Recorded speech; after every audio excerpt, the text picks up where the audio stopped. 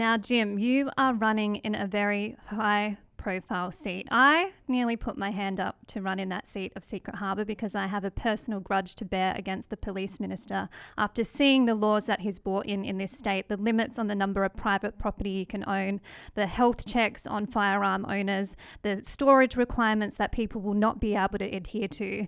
You have got it hard against you because that is such a strong seat for Labor and they will be throwing everything at that seat.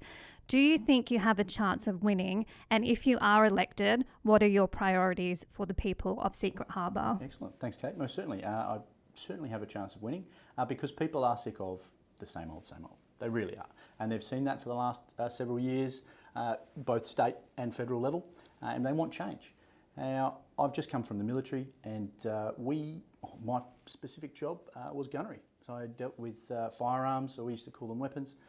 Firearms on a daily basis, and I strongly believe that a responsible culture around firearms is needed. So the way I see it again is there's two elements to firearms, and there is the personal protective equipment that the law enforcement and the military use on a daily basis, and security as well, and also vermin control for the farmers. That's the work side of firearms. And then to make sure that people are safe and they know how to use their firearms properly, we need a culture that surrounds it. So healthy culture includes game hunting, target shooting, competition amongst humans about how they can accurately fire and safely and so on. That is extremely important. If we criminalise those people and we take those firearms away from them and we say, oh, you can have a couple, but all these other restrictions, you end up vilifying those people.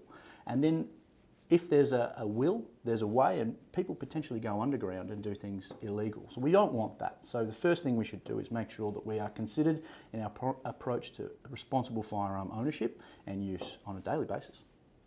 And Dr. Walker, you've been in this parliament for 4 years, so you have seen the consultation that Labor has done with the firearm owning community. You've seen how they just have not listened to the people and they're serving, like you said at the start, their own factions, their own party, and not what the people want. How would you describe your time in parliament working with Labor, especially in relation to the firearm law reforms?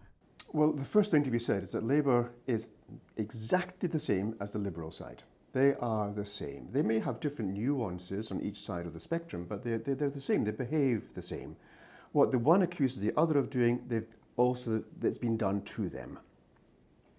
So let's take, for example, consultation. I'll give you an example, a classic example of what we had then was the environmental laws, which were recently changed. In fact, they still more defanged the Environmental Protection Agency.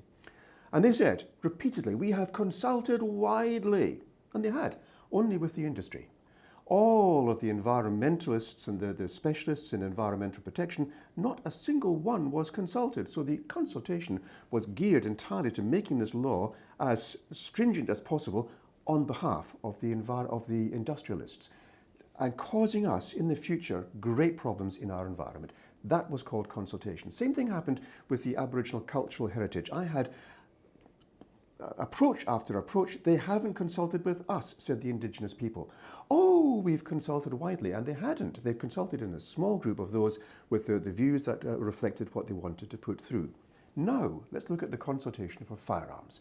Having established a pattern, having established the precedent, did they consult widely? Well, one group I was speaking to, they had a consultation with the police, who'd written the act, by the way, the bill, and they had their questions out there and the concerns with the legislation, and the answer came back, nope, this is what we're going to do, this is what's happening, and the next morning the bill was presented.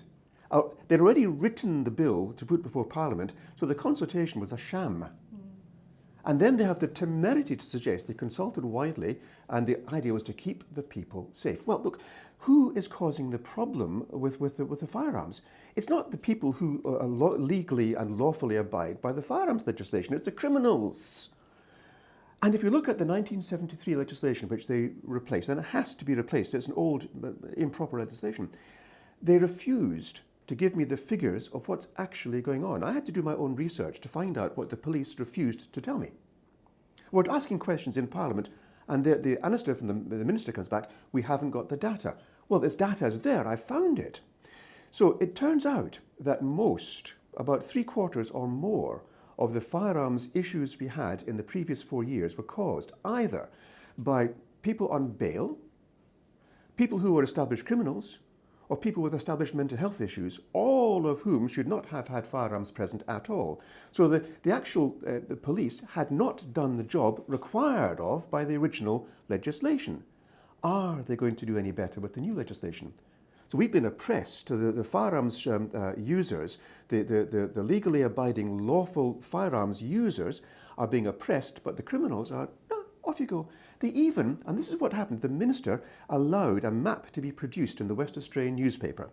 Now, I sat a few days later with someone in the firearms community who used that map from the West Australian and produced, at the end of a few shenanigans with the computer, produced a handbook with the names and addresses of firearms owners sorted by handgun owners and long weapon owners. Is that in the hands of the black market right now? You can bet your bottom dollar it is. So who actually contributed to the theft, criminals thieving legally obtained firearms? The police minister, who then refused to acknowledge this. He lied actually to Parliament and the people, saying, no, you can't do that, it's all been anonymised. He lied, because, and I know he lied, the first time it might have been a mistake, but when I informed him of this, he ignored that entirely and continued to repeat that lie.